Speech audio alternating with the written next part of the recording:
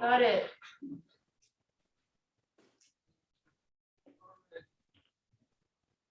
That R must mean something, right?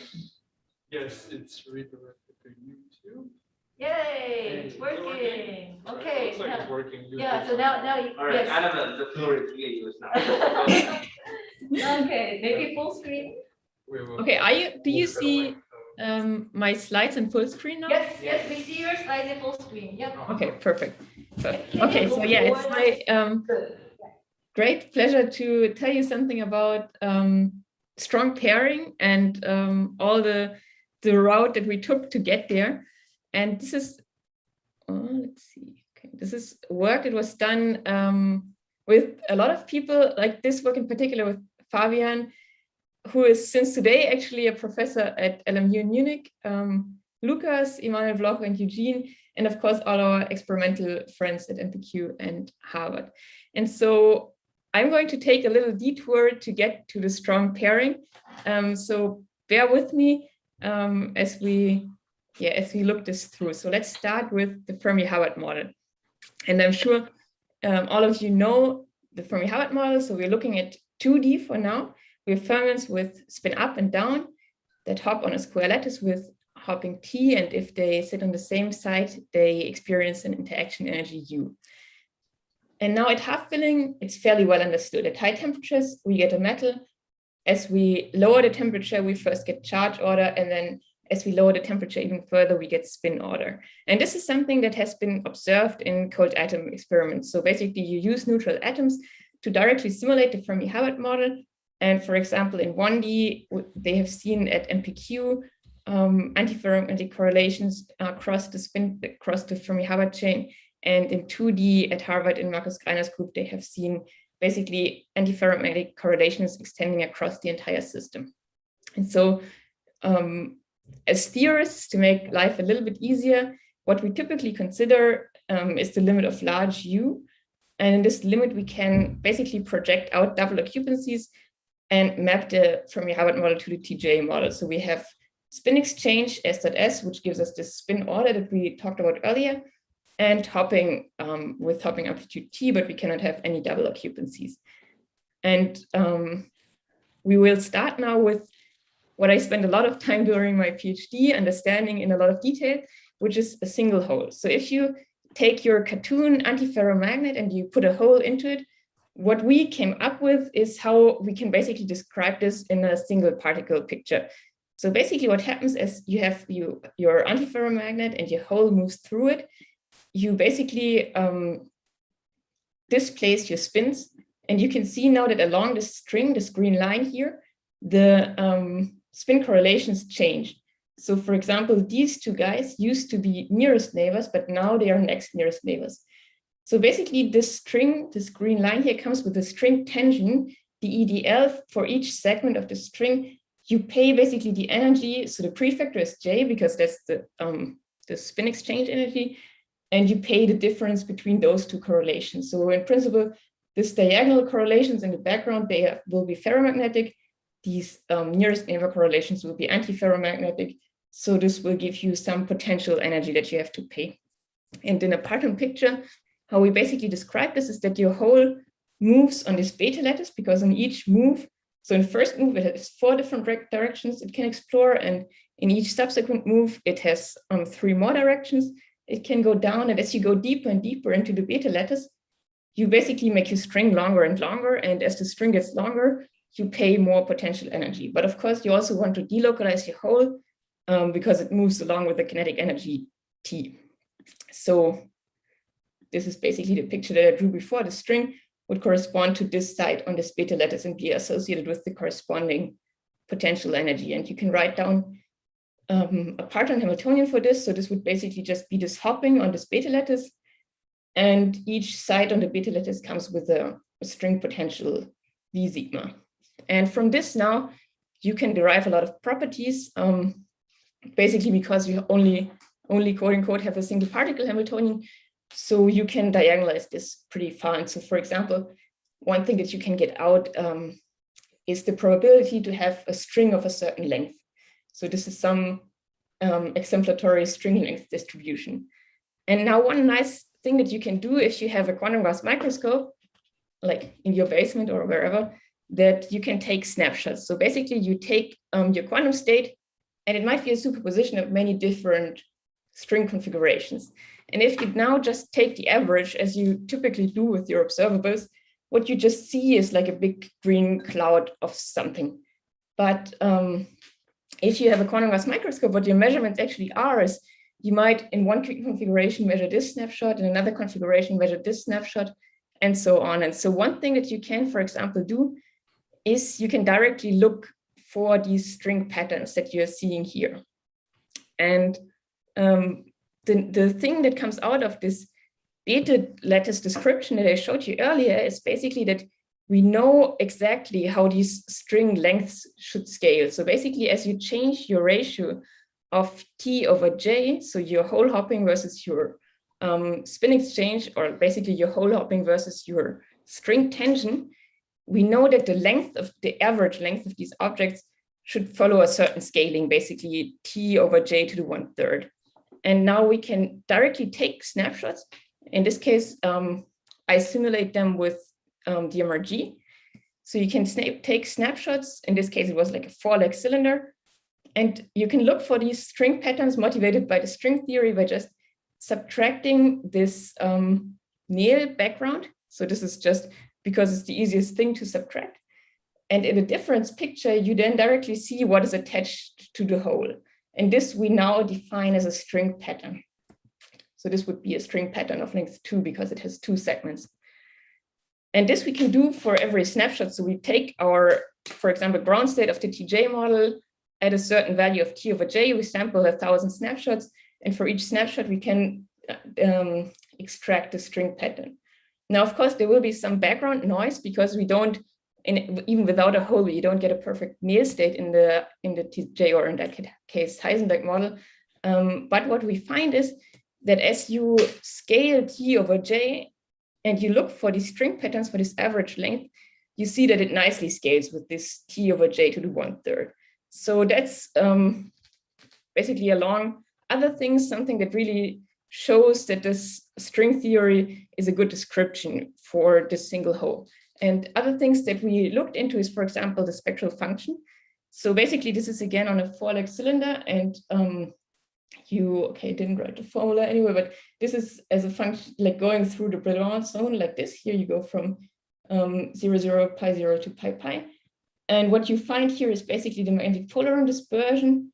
And what you find here, which is marked by this blue dashed line, is the first vibrational excitation of this string. So it's not super well resolved here, but that's basically also due to the finite time that we can do the time evolution with these matrix product states. But in principle, you see here that there is some vibrational, like some first excitation that follows the same dispersion relation as your ground state. Okay, so these are just 2 ways to check whether the string picture makes sense. Another way to check, and that's a bit more closely related also to experiments, is to just look at the dynamics. And this is also, I think, a more intuitive way to understand this. So in this case, you again start from a cylinder. We take the ground state of the Heisenberg model. Annabelle? Yes. Can I ask a question on the previous slide? Yes. Actually, 2 questions. So are you going to tell us the origin of that 1/3 exponent? And the other question is, I missed this. This is the spectral function for the hole or for something else? For the whole, yeah. This is the whole spectral function. So yes. So is there, and I can't tell from this, but naively, I would have expected to find some kind of a minimum in the dispersion near pi over 2, so that if I, fill it up with a finite density of holes, I would see a pop. Oh, is that what it is? Yeah, that's here. That's here. I see. Okay. Yep. And what about that 1/3 exponent? Yeah. So okay. So first of all, the minimum is at pi over 2. It's a bit hard to see because the scale goes up so far. But if you zoom in here, you see that this is actually lower in energy than the pi 0 point.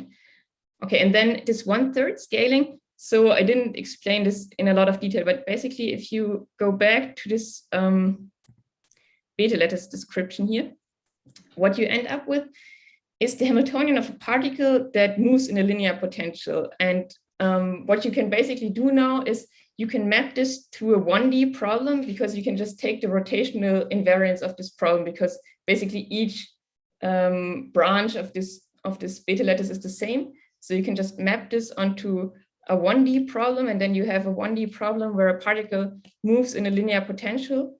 And if you then basically you can rescale your potential energy versus your kinetic energy, and then you get out this 1/3 scaling law. So this is basically some, you have to go to the continuum, so it involves some math, but it's like well agreed upon. And so this is also reflected in the fact that, for example, the ground state energy scales with the same power law, like that comes out of the same relation. And is this mapping some kind of exact mapping, or have you made some approximation here when you map this to the hopping on the beta lattice? So there are different levels of approximation. So one approximation is that this V sigma scales linearly if you go deeper in there. And that's true to a good approximation, but you can think of, so I mean, I also only drew a straight string here, but in principle, if I go around the corner like this and the string touches itself or even makes a loop, so if there are any self-interaction effects of the string, then the potential will not go up linearly. So that's one approximation that you make. And then, so within this beta lattice picture, but then also going from the TJ to the beta lattice, you also basically made the approximation that the string is stable. So basically what goes in there is a type of Born-Oppenheimer approximation that you can separate the timescales of your charge motion versus your spin background, because the spin background itself can of course also heal the string. So in principle, there are some effects of that, but given that T is typically 2 or 3J, it turns out that it's actually a quite good approximation to separate those two timescales. Can I follow up on the self-interacting loop? Yeah. So those, should those not be generically lower energy than, you know, than single flips, or say come back and touching itself, you gain plenty of kinetic energy and not so much, and don't lose too much Néel energy? Did I have that wrong? So in principle, you can do different loops that bring you back to the same configuration. So for example, Krugman found these loops where you go like around a plaquette, like the smallest one is going around a plaquette 1.5 times. And so basically that means that the hole moved across the diagonal and left the spin configuration intact. But that also means that the hole has to make 6 hops to come to this specific configuration. And thus, like, this is a very small fraction out of the possible configurations that it can reach after 6 hops. So it basically loses in terms of kinetic energy if it's like constrained to those paths. And that's why, even though there are loops which don't or cost very little potential energy of the spin sector, they basically are unlikely because their fraction in the total Hilbert space goes down exponentially. So there are just way more other options for the hole to explore the system. But doesn't that require finite temperature in order for that to be relevant? Like, shouldn't those be at truly ground, it's truly asymptotically low temperature? They should be the only game in town? Well, I mean, because the hole wants to maximize its kinetic energy, right? And if the hole can only hop along a certain given path, it basically pays some localization energy because it cannot fully expand. And therefore, you have this competition between those two energy scales. So it's basically energetically, if you are in the ground state, unfavorable to just do those loops. Okay. So sorry, it's an energetic barrier. It's not an entropic thing. Yeah. That's what yeah. okay, thank you. Okay. Actually, I have a quick question about the next slide. So, actually, no. This one? Sorry. You are very hard to understand. Can you speak a little louder? Oh, I'm talking about a slide where there are like these phase diagram and the spectral function. with the T over J went to the power. Let me go, I don't know, this direction?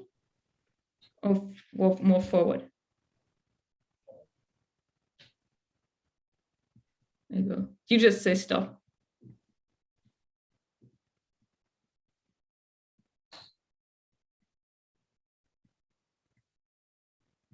Here? Yes, that's right. So I think where the Nagaoka theorem says that on the far end of the phase diagram, on the string pattern plot, we're supposed to see the ferromagnet. Is that right? Yeah. So if you go to T over J larger than 20, then the Nagaoka theorem states that you will get a ferromagnet. Yeah, that's definitely true.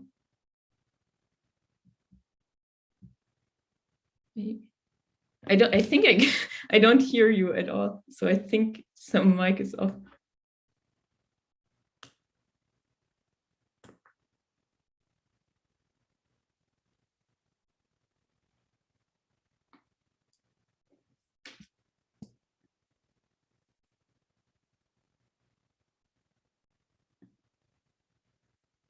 Was this working? Can you hear us? Yes, I hear you very well. Can you hear me? Yeah. All right. Yeah, so you said that when T over J is 20, then it becomes the ferromagnetic state. So that's a first order transition, I suppose. That's what? Sorry? Is that a first order transition from the antiferromagnet to ferromagnet? The one whole ground state. Yeah, so okay, I'm not sure I fully understand you, to be honest. But so basically what Nagaoka says is that like if T over J goes beyond 20, then you start getting ferromagnetism. And here I should say that I work in the SE total equals 0 sector. So it's not exactly possible to get like a full-fledged ferromagnet in that sense. What you of course could get is a ferromagnet in the plane, but you could also, what you would, I think, start seeing if you go to significantly larger T over J is that you start forming like a ferromagnetic bubble around your hole, and then your ferromagnet in the plane probably will spread over the system. But we stay in the regime where T is larger than J, but we are still far away from the Nagaoka regime. In your current plot, it's just roughly 3, right? That's why T over J is about 20. So actually, okay, in a certain sense, you're not so far away from the Nagaoka region. Yeah. I mean, there's no sign of that, I guess. Yeah, there's not yet a sign of that yet. I believe if we would continue in this plot further to the right, then we would get there. All right. Yeah. And so this plot here, sorry, I'm on the wrong. This plot here is for T over J equals 3. So that's significantly far away from the Nagaoka regime.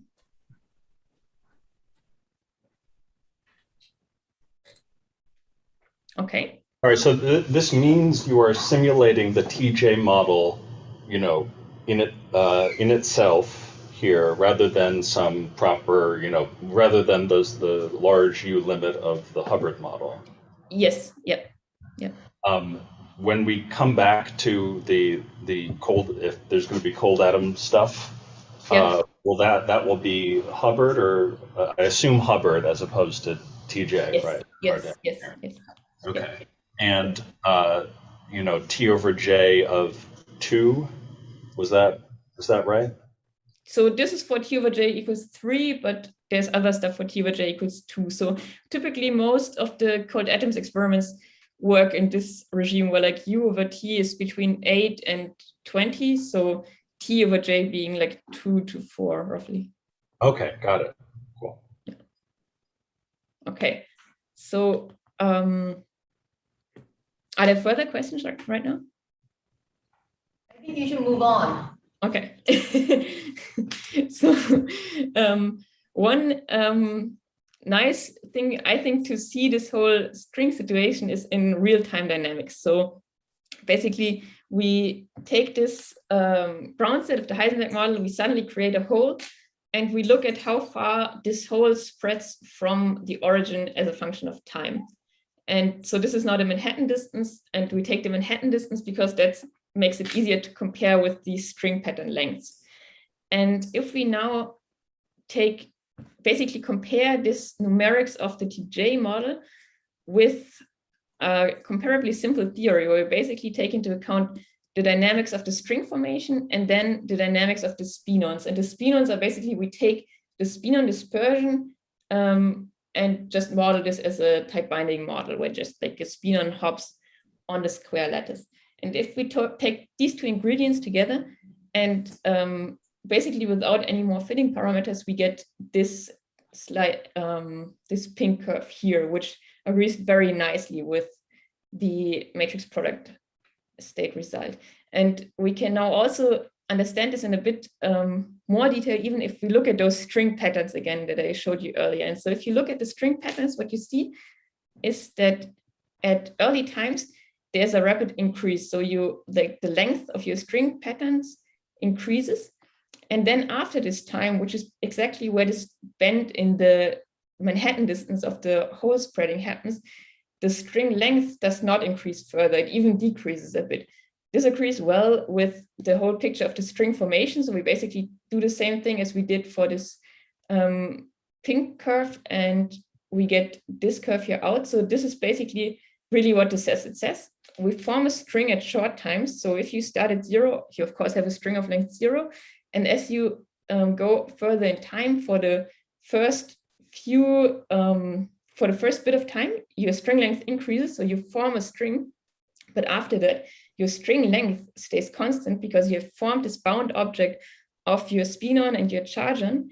And this bound object then moves together. So this moves now with the spinon velocity through the system, which is significantly slower than the velocity that you had initially when you were forming your string. And this is something that you can do in an experiment. So we're going now to Fermi-Hubbard in the limit of large U over T, and do basically this exact experiment only at finite temperature instead of the ground state. So you take your finite temperature system, a Fermi-Hubbard system, and you create a hole, and you look at how, okay, this is not a root mean square distance, but you look at how this hole spreads from the origin over time. And what you see here, I hope you can see distinguish these colors very well, but like in blue, you see U over T is 8.7.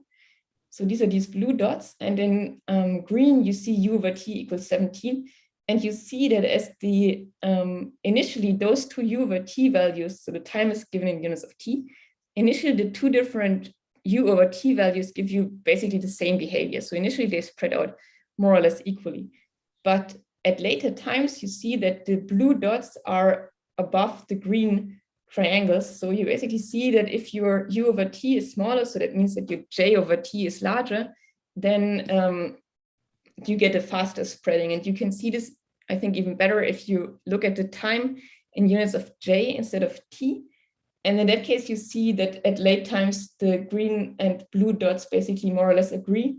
So this is the dashed line is basically this Polaron dynamics. So the spreading with the spinon velocity. And you see that it basically spreads similarly fast if you look at it in units of the spin exchange coupling, J. So what this basically is another way to see this formation of a string at early times, which then spreads through the system with the spinon velocity at later times. Okay, so this is a lot of talking about just a single hole in 2D, which is not what I promised. So I apologize for interrupting again, but could you clarify some of these words? So yes. We've heard spin-on, hole, charge-on, and polaron. So these all are quasi-particle type things, and which are important, which are, you know, localized or whatever. How can we orient ourselves? Yeah, so let's maybe start with the word that's on this slide, which is polaron. So a polaron in general is, of course, an impurity quasi-particle. And what we mean in general here is the magnetic polaron, so which means that you have an impurity in a magnetic or antiferromagnetic, in this case, background.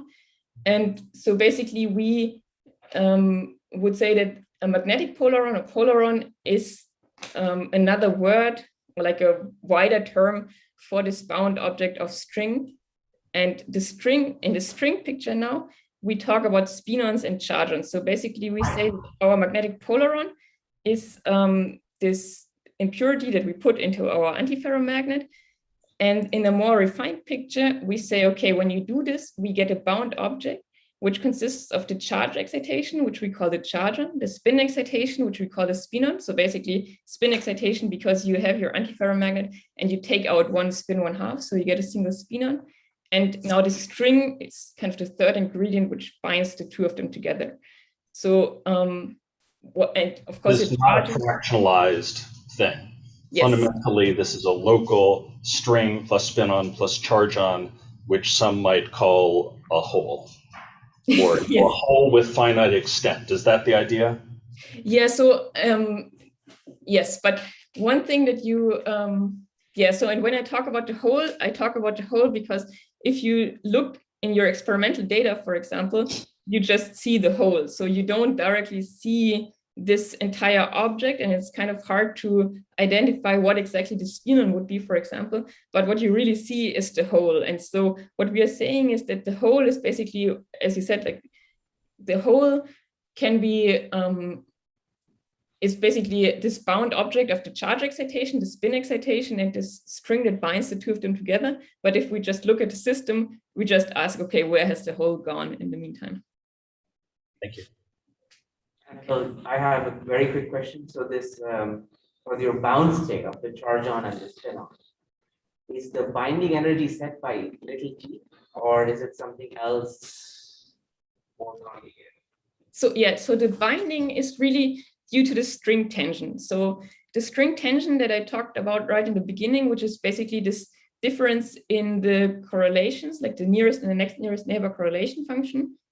So this potential energy in the spin sector, that gives you the string tension, and that's directly what gives you how they will bind, the fact that they will bind together. So that's basically the glue that holds them together. Mm-hmm. And the binding energy and that string tension was parametrically dependent on what? I missed that. Also, the string tension is like just depends on J. So that's, I mean, I can briefly go back here. Oops, too far. Here we go. So that would give you your string tension.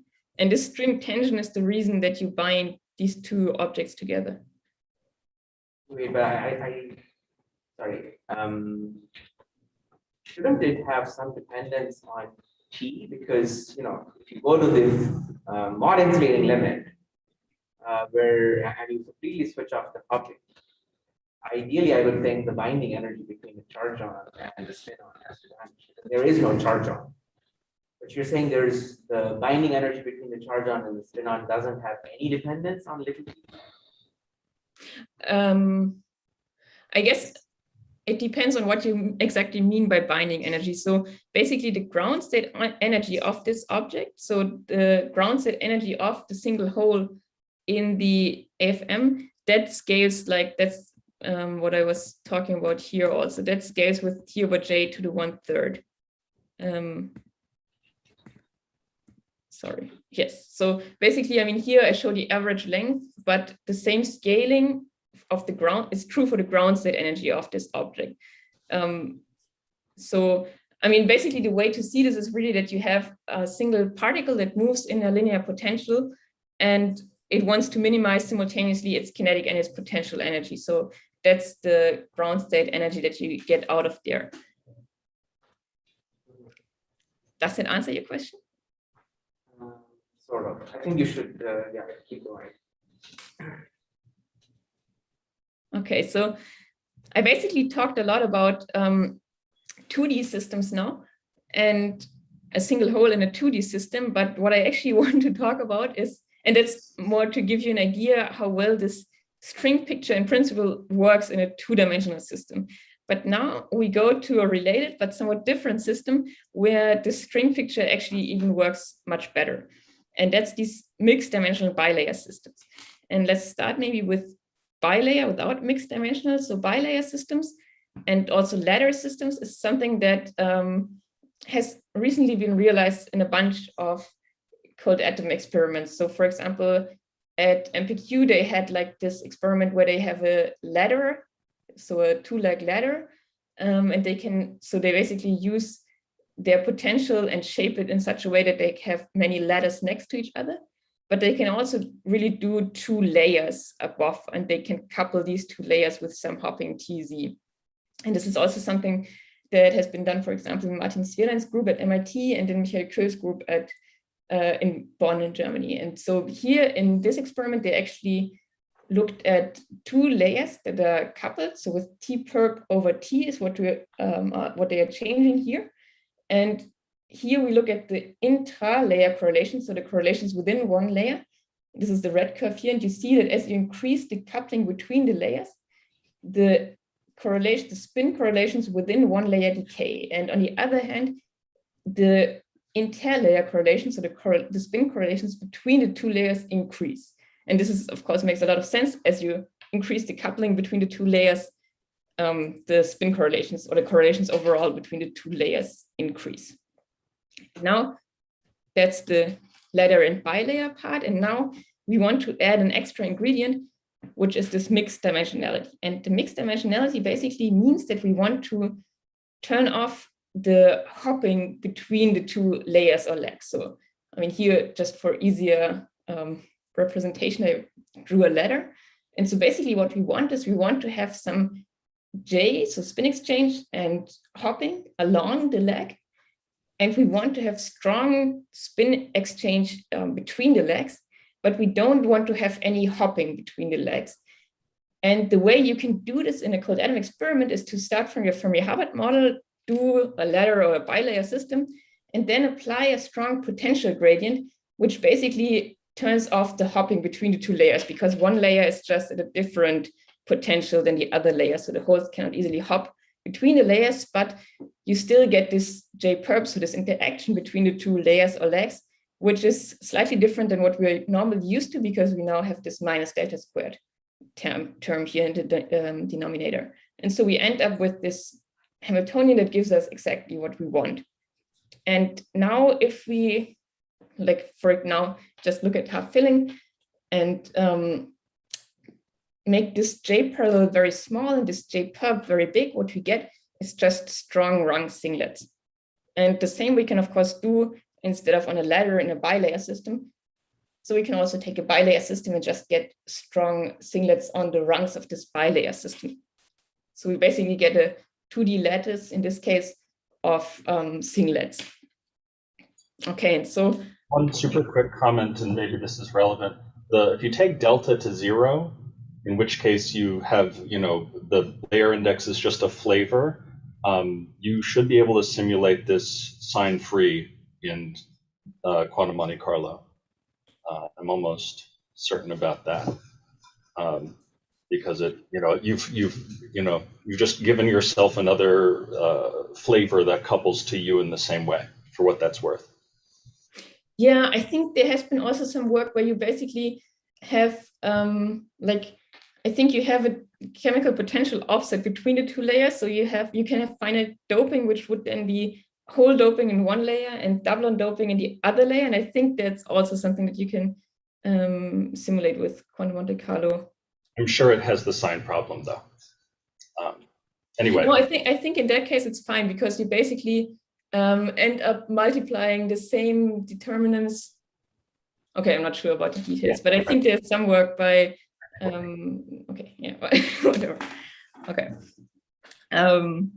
Yes, so, but now you maybe already see why this is a very nice other microscopic model where the string theory should apply. Because if you have, let's stay in the ladder picture because it's kind of easier to visualize on a 2D screen. But if you have these singlets here and you know where to put a hole somewhere in there, you see that, okay, your spin excitation is obviously breaking up this singlet, and your charged excitation can then move through the system. But as it moves through the system, in this case, just along this leg of the ladder, it will destroy more and more singlets. So basically each hop that your charge makes destroys another singlet. And destroying each singlet, of course, comes with an energy proportional to this J perp. And so this gives you directly the same string tension that we had before. Okay, so far so good. Okay, great. So let's do one last thing for a single hole. So if you now take this ladder, this mixed ladder, and look at the spectral function. So we basically take this mixed ladder and we create a hole in one of the two legs, which leg of course does not matter because like for the numerics, we look at the TJ model. What we get is this spectral function, and you, I'm not sure if you see them very well, but these dashed lines here, they are the predictions that you get out of this Parton model description. So this whole story that I was telling earlier with this beta lattice and so on. So this gives you a semi-analytic prediction for where these lines should be. So these are the vibrational excitations of your string, and you see them very, very nicely also in the numerical results. So this is a model that really very clearly maps, or like is very well described by this Parton picture. But okay. The x-axis. The x-axis is cut off, so that's, sorry, that's momentum. So this goes from 0 to pi. And like it's like 1D because it's just a letter. How was the colored plot calculated? Dashed line is the Parton model. And how was this calculated? Yeah, so the dashed lines that you see are the Parton model. Yes. The color plot is the matrix product simulation. So basically, what I do is I calculate the ground set without a hole, then I create the hole, time evolve, and calculate the overlap with the ground set again. And then I do the Fourier transform into K space and frequency space. And is that for a ladder? This is for a ladder? This is for a ladder, yeah. Okay, Yeah. cool. Yeah, so actually this system is very nice for DMRG calculations because like in the half-filled case, you just get these singlets. And so basically if you run your DMRG snake through the ladder, the most important contribution is just singlets on nearest neighboring sites. So that's a very nice model to simulate with DMRG actually. Okay. That's a quick question. I mean, is it obvious why all of these are completely flat? I mean, are things localized or? Yeah, so this is, yeah, that's a good question. So they are not completely flat. They have a very small dispersion. You cannot see it very well because the scale is so large. But the reason for that is that you basically have now 3 energy scales. So one is your J perp, and then you have a J parallel and a T parallel. And because you bind together your spin and charge excitation, the whole velocity is limited by the slower of the two, which is the spin. And the spin excitation, because it's like basically more or less given by how fast you can move your spin excitation along the ladder in this direction. But that's a kind of small energy scale, right? I mean, you have this J parallel, which is something like 0.3 for this calculation, like taking realistic Hubbard parameters. And then you get another contribution from basically your overlaps from your singlet. So if you have this picture here and you do a hop here, then you of course don't get 2 completely orthogonal states, but you get some finite overlap between the hopping. So this gives you some Frank-Condon factor basically. And this gives you a renormalized hopping of the spinon, but it's kind of a small factor. So the spinon in this case is pretty slow. And that's actually a good point, yes. So the whole object is rather slow in this case. Okay, does it make sense? Yeah, I said thanks, please. Yes. Okay.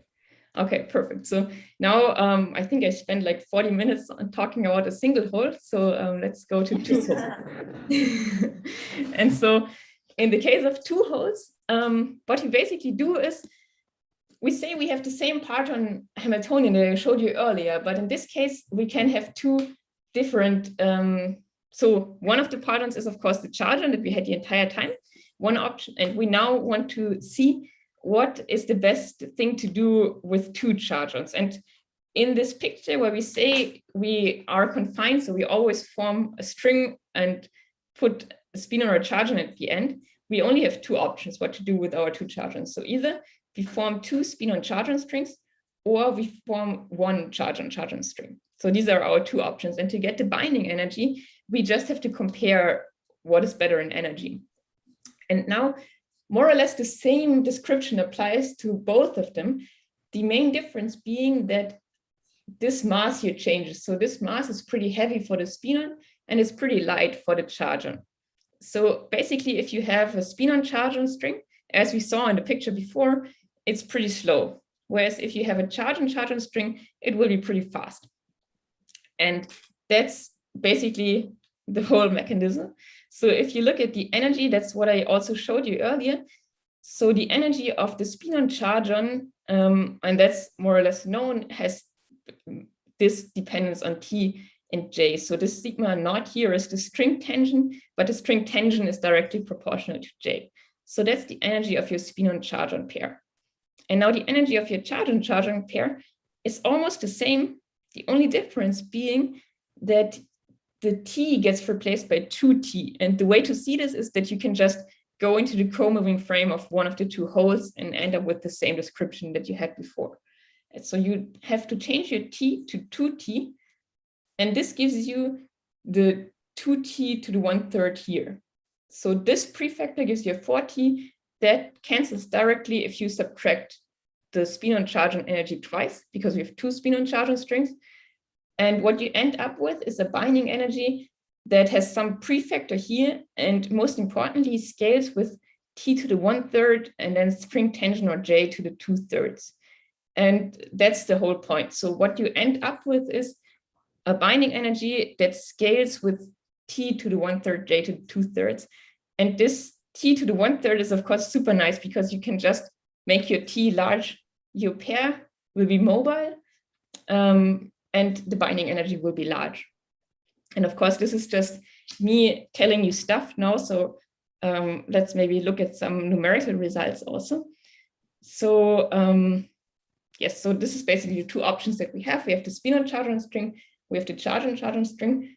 And if we want to calculate this numerically, what we do is we compare the energy twice of a single, like the ground state energy of twice of a single hole to the energy of two holes. And then we have to, of course, also add the background energy of 0 holes. And what we get is this here. So we look at T parallel, so the hopping along the ladder over J perp to the 1/3. There's this regime where T parallel is smaller than J perp. So this is over here, we call this the tight binding regime. And what this basically means is that just J perp is the biggest energy scale. So the best thing that the two holes can do is to really sit on the same rung of the ladder. So that's what's happening here. And then as you go to large T parallel over J perp, you really see this 1/3 scaling in the binding energy. And I mean, of course, the most important part is that you get pretty large binding energy. So your binding energies here are really on the order of J perp in this case. And we can now also look at, so earlier I showed you, like in the beginning for the single hole, I showed you that the string length that we find depends on the same scaling relation than the energy. And we saw that for a single hole that is true. And here what we can look at is directly, because the ladder only gives us one option, namely the 1D direction, we can directly look at the distance between the two charge-ons. So if you look at that, we see that the average distance between the two charge-ons also scales with the same scaling law. And so what this means is that as your T parallel over J perp gets larger, your pairs get somewhat more extended. So they don't sit on the same rung anymore necessarily, but they can be more extended, but they still have a very large binding energy. And one thing that I think is also in the latter case pretty nice is that we can compare this with this parton description. So this GSP model, it's basically stands for Gram-Schmidt parton model, because we take this parton model and do some refinements, because we basically do a Gram-Schmidt orthogonalization, because the base, we don't just assume that the basis states are orthonormal, which they are not, but we really go and do this Gram-Schmidt procedure to get an orthonormal basis. And thereby we get the Hamiltonian back, which we can then diagonalize and look for the same quantities. And this gives, in the case of the ladder, a really nice agreement for both the binding energy and also the average distance between the two charges.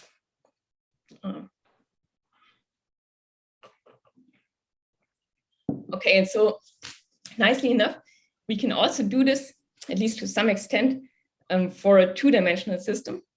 And so 2 dimensions in this case means basically 2 cylinders that are stacked onto each other. So it's a 4-leg cylinder, but with 2 layers. So it's basically 2 4-leg cylinders.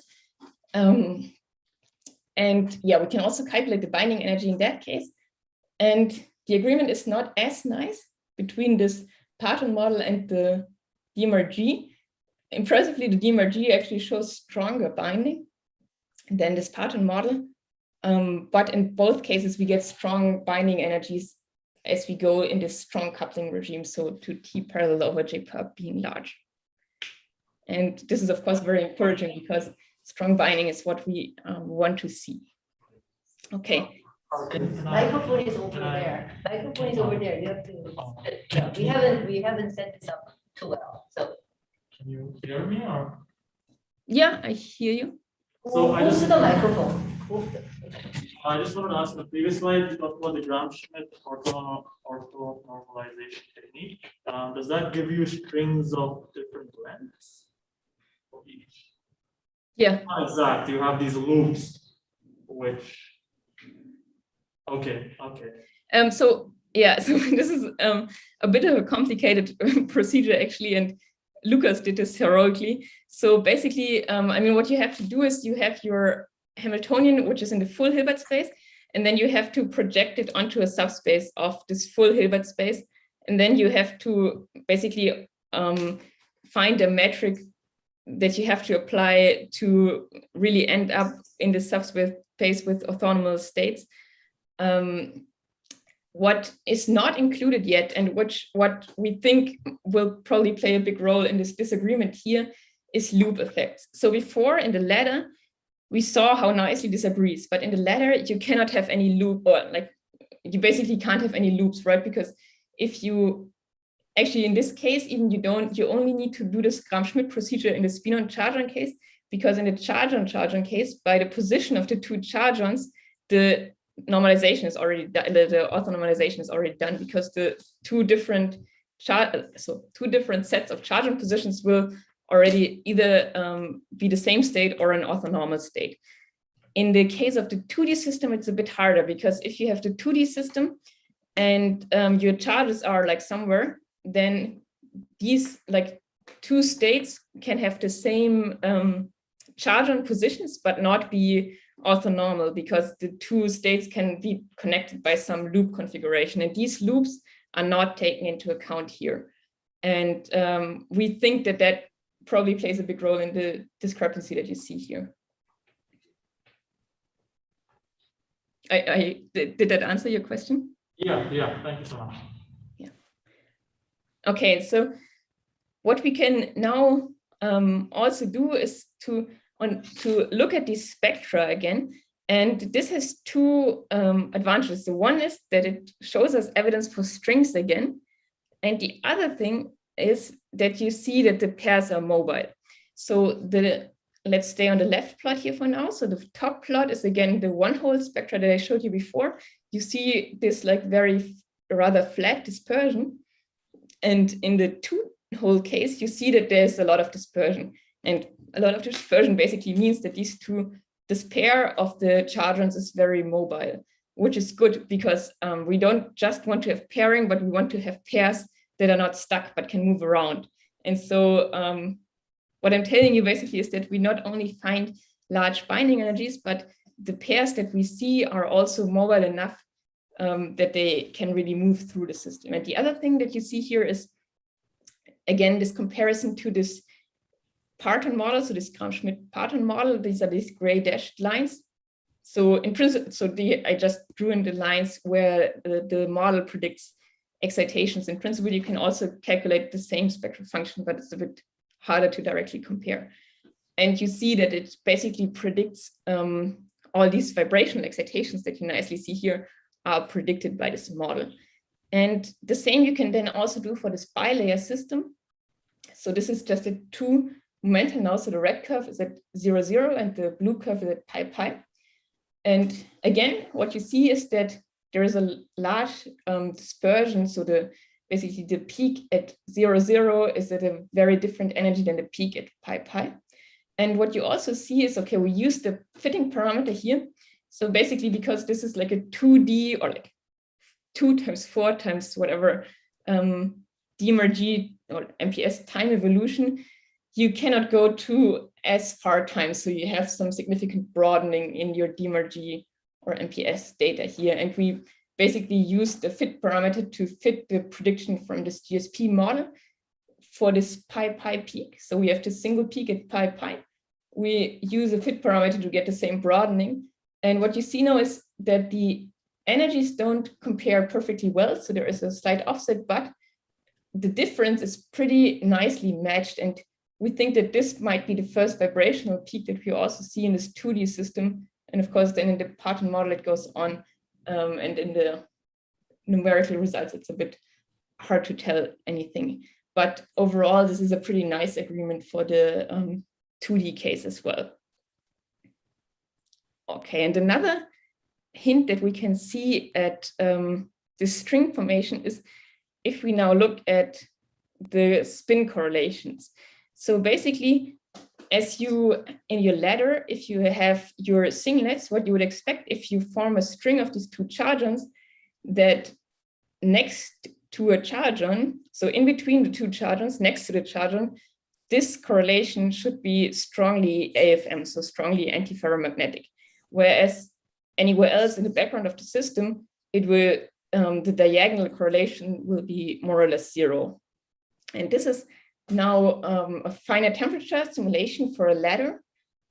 And what you see is that if you start at high temperatures, we look at this correlation next to a hole. So the diagonal SC correlation next to one hole conditioned on having the other hole to the right.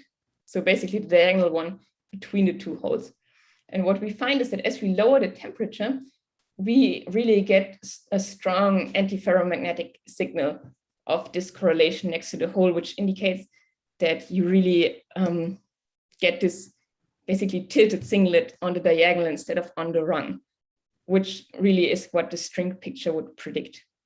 And the motivation, of course, to look at finite temperature and to look at observables like this comes from the experiment, because, and this is the last thing that I want to show you, and that's also very preliminary, but I'm very excited about this. So in the group of Iman and Bloch, they basically realized this mixed dimensional ladder. So they look at a ladder system. They have a potential offset between their two legs to directly give us this J-perp and no hopping between the legs. And what they compare here, so blue is no tilt. So that would give us no pairing because we just have hopping between the two legs as usual. So that's just a normal ladder. And a strong tilt, which will give us our mixed dimensional system. And what we're looking at is the G2 function of the holes. So you see the N here is an N hole actually. So it's an N hole divided by the N hole densities. And what you see is that in this case, the holes really want to sit together on the same rung, as opposed to basically anti-bunching that you would get in the normal ladder. So basically, this is the first time that these cold atom experiments have seen something like pairing. It's in a ladder so far. But of course, from all that I've shown you before, we're very optimistic that you should end up seeing the same thing also in a bilayer system. Okay, so with that, thanks for your attention. Of course, free for more questions.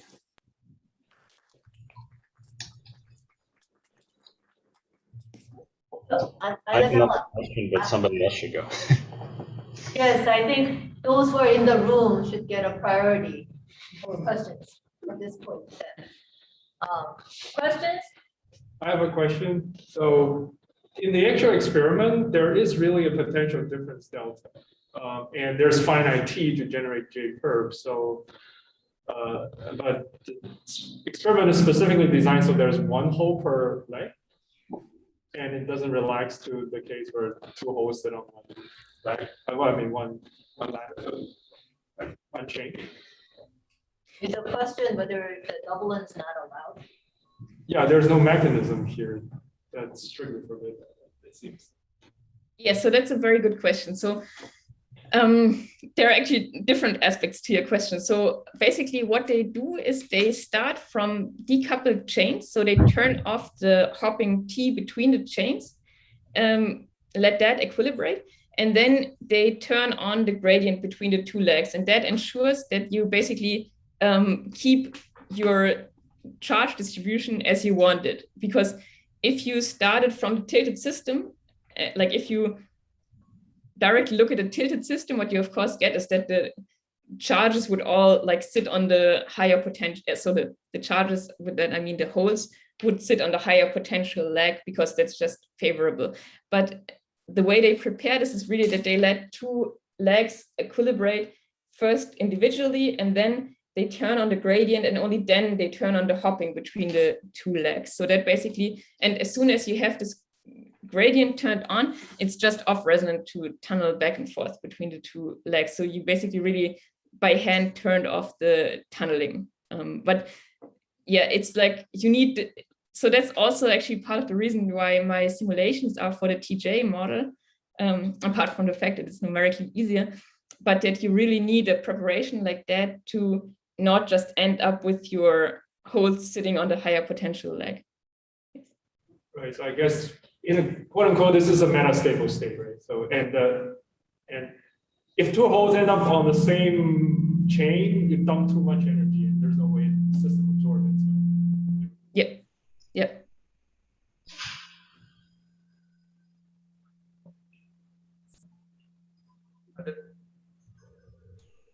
Other questions? I have a question. So Annabelle, it looks like we haven't mastered our AD system here. Sorry. You have focused on giving evidence of string formation in these experimental data on the full atom systems. Ultimately, these models are motivated by correlated material systems, right? So when you cannot take snapshots on some material system, how will we look for evidence of string formation? How will we look for relevance of strings in a piece of material? Any thoughts? I know this is kind of a big question, but any preliminary thoughts? Yeah, so actually, I mean, that's part of the reason why we look at this whole spectroscopy story, right? Because for the spectroscopy, the idea is that, so there are basically different levels also already for a single hole, how you would explain this. And if you just say, okay, I have some magnetic Polaron, which means I have some impurity, that is, okay, that's better, actually. Yeah, that's somehow dressed in the system with some fluffy cloud of whatever, then you can, of course, from that also get some properties. But what we are saying is that you really have to take into account this internal structure, so the string with all its potential excitations that it can have to get the full picture. And the way that you can probe this without looking at snapshots is, for example, if you do spectroscopy and you look for those vibrational excitations. And actually the story goes even further. So there are also rotational excitations of the string. So basically, since you are on this beta lattice, you can have you can imagine that you imprint a phase for the 4 different branches of the beta lattice, and that gives you like extra rotational excitations of your string, apart from just vibrational, which are kind of easier to imagine. And so these rotational excitations are actually invisible in the standard ARPA spectra, but if you were to modulate your material in the right way, so basically you would have to do some sort of pump probe experiment where you imprint this angular momentum of this rotational excitation. And if you manage to do that, we predict that you also see a rotational peak. And the same is also true for the string that consists of 2 holes. You should also end up seeing a rotational peak for that, which basically what I'm saying is that if you did not have this internal string structure, but just some, however you want to describe it, some fluffy magnetic Polaron cloud or like some other mechanism, then doing this pump where you put this angular momentum into the system should not give you a well-defined peak. But if you end up seeing a well-defined peak after you did this extra excitation, then that's a pretty good indication that the string picture is correct. All right, thank you. Any other questions? Super quick. Is this S-wave? Okay, last question, Sam. Very This is last. S-wave, right? This is S-wave pairing, right? Okay, so that depends. Yeah, that depends a bit on where you are in the parameter regime. In principle, this would give you S-wave pairing, but you can also tune the parameters such that you would, in principle, like tune doping and your different J parallels and T perps that you would get D wave. So because it smoothly connects to just the Fermi Hubbard plane, right? So. Yeah. But that would mean this rotational excitation actually is of negative energy. Is that right?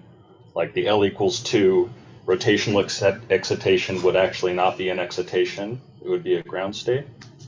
Do I have that right? Yeah, okay, I'm not sure if like the word excitation is the right thing here. So I guess it depends on how you define your spectral function, right? So what we definitely find is a nice clear peak for the rotational, but okay, I was talking about rotational peaks for a single hole, where of course it's a bit of a different story than to look at the rotational excitations of two holes. So there, I'm not sure where it would be in energy, to be honest. I guess it depends on where you are in the parameter space, how this excitation would shift your peak energy. Yeah. Cool. Thanks very much. It's really cool work. Right, if there aren't any more questions, thank you so much, Annabelle. You should actually visit us in person because you're Yes. not too far away. I don't know how much longer you're going to be in Cambridge, but while you're in Cambridge, you should visit us. Yeah, I mean, I'm planning to be here for a while, but I would definitely love to visit. Yeah. Yeah, just 5 very beautiful drive away. 5 hours, 5 hours. It's your neighbor. Yeah, we consider more than 5 a neighboring distance. All right, thank you, Annabelle. Very nice seeing you. And thank you. Bye-bye. Like,